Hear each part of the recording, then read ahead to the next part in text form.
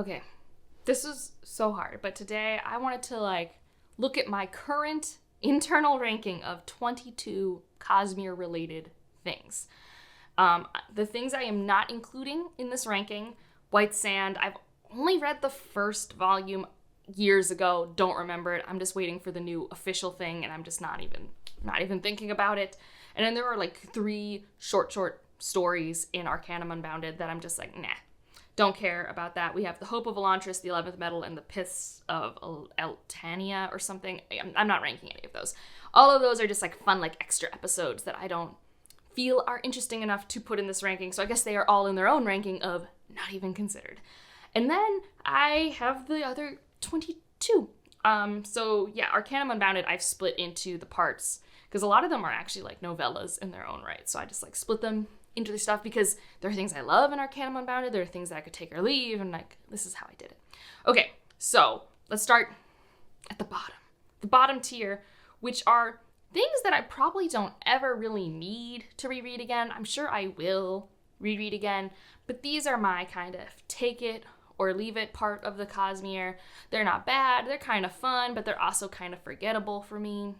I don't feel strong attachments. Like some of them have some nice nostalgia memories to them, but it also doesn't mean that future me needs to keep consuming them. So like the bottom of this, I like have a sheet that I like did this with, and I'm like looking at these 4 because there's 4 in this tier.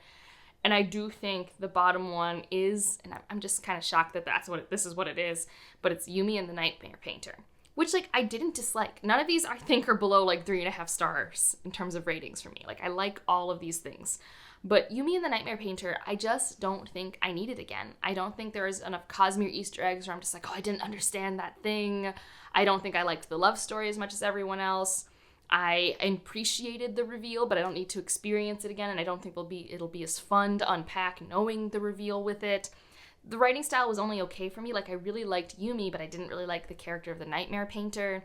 It just kind of fell into this whole, like, this is Sanderson's, like, newish experimental sort of safe? Like, it's I don't know how to explain it, because he's being experimental-ish, but it also felt really safe and not what I was used to. Especially having reread another story recently that was about an artist dealing with art. I'm like, well, the Nightmare Painter as a character has nothing on this other character. So I don't know. It was kind of a miss for me, and I don't really see myself needing to re-explore it. Similarly, another secret project, and this is probably a very unpopular opinion, but this is Tress in the Emerald Sea. So again, I had a fun time with it. It's fine. It's a good adventure story. But when I am feeling this type of fairy tale mood, I have other authors that give it to me better. And I have a whole movie that I love more than this book that I would just rather rewatch because it's only like 2 hours of my time.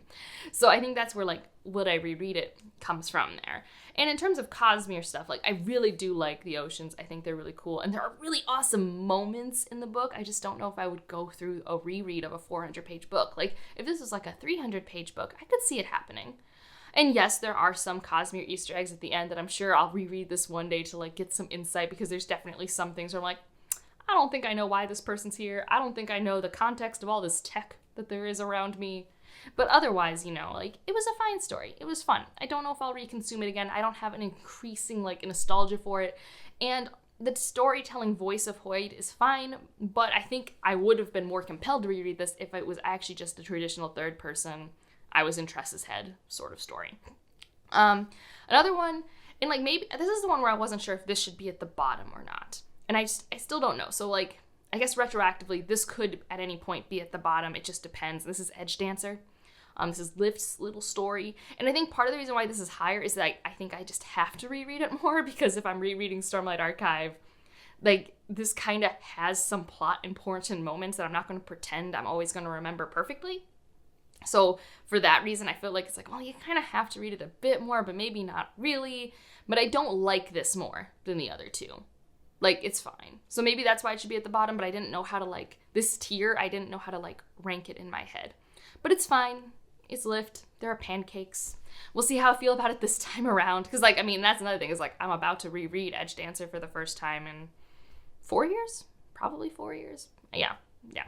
And then the last one, like this one is like truly, I think about moving it up a tier because of nostalgia. There's a strong nostalgia to this next one, and that is The Alloy of Law by Brandon Sanderson. I mean, these are all by Brandon Sanderson. Anyways, but I love my first read of The Alloy of Law with so much of my heart. Like, this was at a time where we weren't getting Cosmere books, so getting it was such a fun surprise. It's really nice and short. It does have such superhero energy, which I really love. I got to buddy read it with my boyfriend at the time, and we were trying to guess what was going to happen and who was doing what. It was so fun. And then what it does to the magic system is so cool. But that said, like, I did reread it 2 years ago, a year and a half ago, and it was fun, but it was by far, like, it's like, I don't think I need to keep rereading this book. Like, I love my memory of reading this, so the nostalgia factor, if that's a different list. But I don't really need to keep rereading this, if that makes sense. It's like a really nice prologue to the entire era too, but I don't need to like keep consuming it over and over again, especially because a lot of the characters get such better development in the later books. This next tier is probably like, I still like all these things as much as the stuff that I was talking about, if we're talking about like pure like enjoyment, star rating, but these are ones where I'm like, I'm definitely going to have to reread these because of Cosmere things. The first one, so at the bottom of the list, is The Sunlit Man.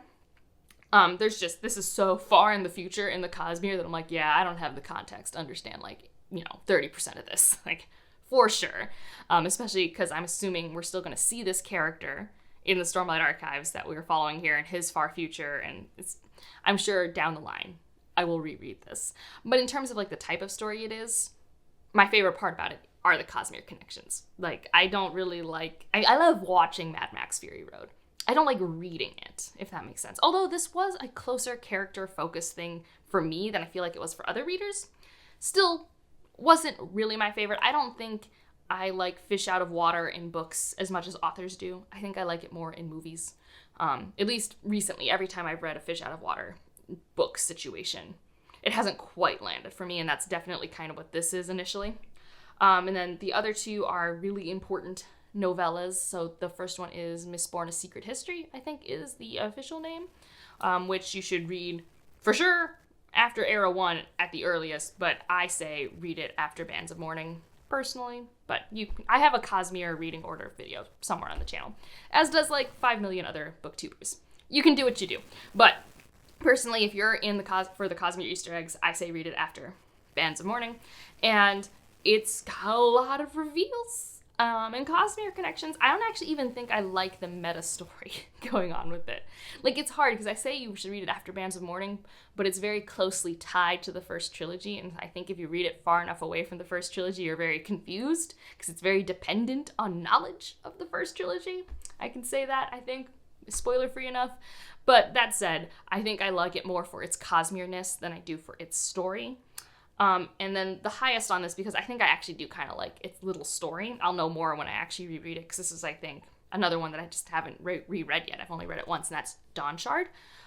This is the story you read between Oathbringer and Rhythm of War. And I really like the story and the characters we follow, and the Cosmere reveals are enormous and have had no resolution thus far. And so I'm sure I need to read it this year. And I'm sure I'll reread it in the future when I'm given more information. Unless Stormlight 5, I'm just given so many answers, which, let's be honest, I'll get a few, but I'm not going to get that many. Okay, here up, these are all like, pretty much like, yeah, I'm going to reread these till the end of time type of books. But I did have to, like, for the sake of making this list, I think I might have just lost the whole thing I was working on. Oh, God. All right, so I almost lost the file where I had this all ranked, which would have been fine, but been more difficult for me. But here on out, I did split things into 3 tiers just for the sake of having things in tiers, but these are all things I would obviously reread and love for the end of time because these are some of my comfort reads. So this bottom one are just like, quote unquote, if I had to grade things, these are the Bs, okay? These are, B minus books. They're really, I mean, in the context of the Cosmere, I think all of these have gotten at least 4 stars from me. The bottom of it, and again, probably a hot take, Oathbringer. Oathbringer has had the biggest glow up, and we'll see if it keeps glowing, but it is an atrociously long book. Okay, it is so long. My first time reading it, I wasn't on BookTube. I was just reading my normal 20 to 30 books a year. This was one of those books. I took a month to read it at my leisure, and I was so exhausted by the end of reading this book. 'Cause I'm like, oh my goodness. Especially with that Sanderlanche, which is just like a little too much. Especially after like the glacial pace up to it. I was jarred. Second read had way more fun, probably because I was prepared for its pacing. And I mean, I think Oathbringer, although not my favorite in the Stormlight, has the moment where I realize who my favorite character is, which is kind of fun. I do enjoy that. So we'll see how Oathbringer works on my next reread, but it has a glow up, so I do think it's not like, that's one of the reasons why I didn't go like on a lower tier, but it was the hardest sell for me. This was the first time I gave Sanderson lower than a 5-star, was when I read Oathbringer. Well, maybe not. That might have been a different, in the Cosmere. Let's say in the Cosmere, because there have been things I've read outside the Cosmere. The next ones we'll talk about, I'll just talk about them together, and that is books 2 and 3 in Mistborn Era 2, Shadows of Selves and Bands of Mourning. I love both of these books. I liked 2 more than I anticipated this time around, because originally 3 was like my favorite before I read The Lost Metal. But on reread, Shadows of Self, I actually really liked the introspection. It's just very Batman. It's very enjoyable, very Batman. Bands of Mourning is still kind of one of my favorites because one of the other side characters gets to have like more time on page, but I just have fun with the series. It's just a fun pulpy time. I enjoy that. The one it was surprising to me that it fell this far. I still love it. And that is Hero of Ages. So this is the third book in Mistborn Era 1. And like on a first read, I feel like it's very impactful, especially for people who maybe haven't read stories that follow the tropes of Mistborn.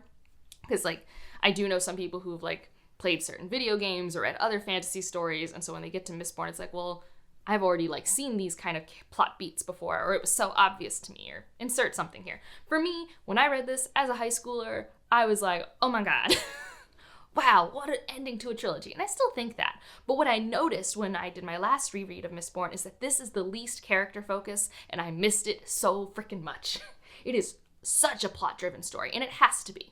This is the book where it's like, and now we have to handle the plot we've set up. And I'm like, fine, but I miss my quiet character moments. And that's why I kind of fell a little bit, because on reread, knowing the answers, knowing how it plays out, and it's kind of a long book, it's just like, I would have more emotional feelings if I had more character moments, please. But that said, again, still love it. I've read it like 3 times. It's a great book. Maybe 4. I don't know. This next tier is like, let's say B plus A minus territory. Like these are like great. Not like my faves, but these 4 are really awesome. And 2 of them are short stories. And I forgot how good they are. And I need Sanderson to start writing like these short stories again. One is 6th of Dusk. This takes place on the bird world. I don't know what else to call it. I know it has a name. I just don't remember it right now. I'm not that much of a Cosmere dork at the moment. But it is so fun. It's got this like horror tinge to it. I just need Sanderson to play with horror more. I think he has fun with it. I have fun when he does it. It's a good time. And we have this character, 6th of Dusk, and he's doing his normal pilgrimage to these islands that are very dangerous. And you guys know, I love when the world is the antagonist. I love that. So we have these, islands that attack people, and there's ways they have to survive. His birds give him special powers. And this is a turning point in society, and I just think it's so short, quick to the point, and awesome. It's like, I don't know if it's exactly like reading an Edgar Allan Poe story, because it's been forever since I've read that, but it reminds me of those types of short stories where it's just like, you're in, you're out, but it doesn't feel like, you got exactly what you needed. Really great. And then similarly, Shadows of Silence, also horror tinged, where we have this planet, I think it's Theonite, do I know that one? Who knows? But this is a planet where when people die, they leave their shades or spirits behind because of their connection to the spiritual realm or something that happened with a shard. And we follow this woman and her daughter as they make their living, and it's really tense. And again, it's a very dangerous world, and I just really liked it. Again, in, out, really fun. Really interesting take on a quote-unquote powerful character. So both of those standouts for me. And I feel like reading those, which I think were released in 2014, 2015, and comparing it to some of his newer stuff, I'm like, no, experiment back that way. Go back to that. The next 2, Warbreaker, which I have reread a few times, but it's the one that I haven't reread the most recently, although it's very strong in my mind. Like, I feel like I know all the plot beats. It's just been forever since I've actually sat down to read it. But I love this story. It has high nostalgia for me, but I also just like, I like it. I like the two princesses. I like what they both have to learn. I like the magic system. I like the grumpy hero. Like, I like everything about it. I love a good Beauty and the Beast retelling, which this definitely has, you know, echoes of. Yeah, and I just really like it. It's a good time. It's a good standalone. I would always love more if we got more. That's what I got there. Like, the magic is so fun. It's really fun, and it's very integral to the Cosmere, which I also appreciate how it's both a standalone magic system, like when you consume it in its book, you don't like need more, but I do love how it literally bleeds into everything else. Like, it's very cool. And then The Way of Kings, which is like probably my second to least favorite in a series that I adore, because its pacing is a little slow, and I've also like, it's one of those things where I still love it, but I know the story so well. And because it's so long, I kind of wish there was like a condensed version for me to read where I could just get to the moments that I really want to get to, and not necessarily all the quick moments, but just like pick and choose my small quiet moments and my sped up moments and stuff like that. But I love The Way of Kings. Internally, I have a couple songs by Disturbed that I associate with Dalinar directly with The Way of Kings. I have a lot of fun. I have a lot of fun with my experience reading and rereading that book. It's just not quite top tier. And now we have my top tier, which are 7 books, which is about a third of these, but this is what had to happen. Okay, this is what had to happen. At the bottom, I have my recency biased books because I've only read them each once. I don't know if they'll stay here. Starting with The Lost Metal, the most recent conclusion to something. Oh my goodness, was this like, if you're going to do action book conclusion, this is how to do it. Like, if you're going to do it, this is really good. And it kind of highlights, you know, even though Sunlit Man's supposed to be an action book, I'm like, you already wrote one. The Lost Metal's like a perfect action book. Like, I don't know what you're doing. Like, that was perfectly paced. You're in and out of the character perspectives at just the right time. You have these moments that some of them are super predictable, and other ones, even if they're predictable, you're still like, yes, I want that moment. It's like when you see Spider-Man No Way Home. It feels like that. It's just, yeah. I'm a big fan of The Lost Metal. It, like, I think it low-key gave me a headache because of, like, my blood pressure while I was reading the end of that book, which is both a good thing and a bad thing. Similarly, recency bias, Rhythm of War. Is this my new favorite Stormlight book? I'm not willing to commit to that, but it was really fun. And really fun for me because I always love the science of the Cosmere, and I feel like this really leaned into that. It was really good. I'll be curious how it works on reread, because even on my first read, I'm like, we're spending a lot of time with this character, and like, I know everyone loves this character, but I'm bored. I have some unpopular character opinions, I feel. Regardless, we'll see what happens. And then above that, so this is where Stormlight ends, which I feel like is potentially surprising, because this is, you know, I still have 4 more things after this, but Words of Radiance. This is both nostalgia and reread. It's just such a well-paced, long book, and the first time I read it, I read those 300 last pages in one sitting. Ugh, it's so fun. And this is, for me, as a Cosmere reader, the first time I read a moment of crossover that I was like, no way. No way. It was so fun. I had so much fun. Do I think it keeps living up to it each reread? I don't know. I think it depends on my mood, because similar to Way of Kings, it's like I actually know the beats fairly well, even though I don't like reread it every year, but like there's just some iconic moments. But this one has a lot of my favorite things, and it's right before one of the characters starts stressing me out to no end. It's like I can just like her because she gets very stressful later on.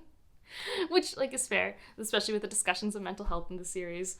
Okay, so the next 4, we'll talk about Mistborn. The first Mistborn book, a classic, really grows on me. It's such a good beginning. I really like the beginning. I really like the exploration of Vin. It's a little repetitive, obviously, in the writing style, because it's one of his first works, and he really wants to make sure people get it, I guess. I think the heist stuff's grown on me. It's so fun. I love the ballroom scenes. I love her meeting Elend. I love everything about Mistborn.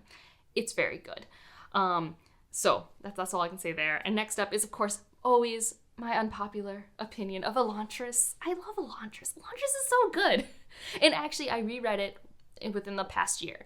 And culturally speaking, this is his most fascinating look at economic systems and culture and the problems that could arise and go away based off unlimited food. And like, I don't know, there's so much interesting stuff here in his first book that like, I feel like his cultural world building just doesn't do that anymore. Mainly because we're dealing with cool things, so we have to ignore the other stuff. But this one, I really liked actually how small and isolated it was in that way. I liked its focus on different types of conquest. It's really solid. I like the mystery of it. I love all three of the perspectives. I enjoy Elantris. It's my first. It's my favorite. Well, no, it's not my favorite. I have two more things. But I really, really like Elantris more than the average Cosmere fan, I feel. And then in the same world, I literally just reread this. But it hits every time. It's so tight. And that's The Emperor's Soul. I love this book. Like, it's so good. And this is the one where, again, I'm like comparing it to The Nightmare Painter. And I'm just like, this is a very good discussion on an artist's relationship to art and recreation and originality. And like, that does not exist with The Nightmare Painter to nearly this level. And this is such a fun Cosmere book, but it's also such an interesting discussion and problem to solve. How do you go about recreating the soul of an individual? I don't know. I really like this book. It hits every time I read it. I think I've read it 3 times now, and I love it. I love it a lot. I'm glad that it's the one that won the Hugo.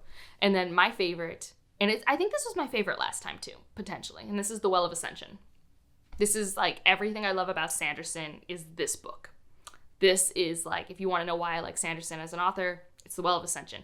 It's indulgent length. It's how it stays in quiet moments with characters. It's how it has stakes.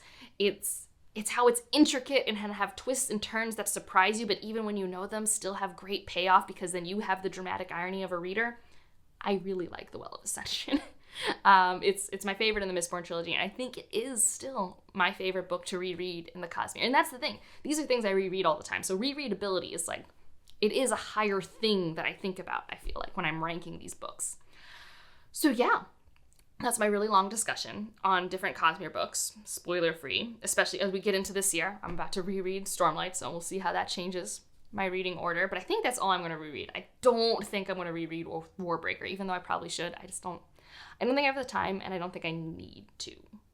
I think that's where I've landed on it. If you just want to leave an emoji to let me know you're here, leave a universe, galaxy type emoji. Let me know your order if you want to down in the comments, or we can discuss it more over on my Discord. And otherwise, like if you liked it, subscribe if you want to, and I'll see you in the next one.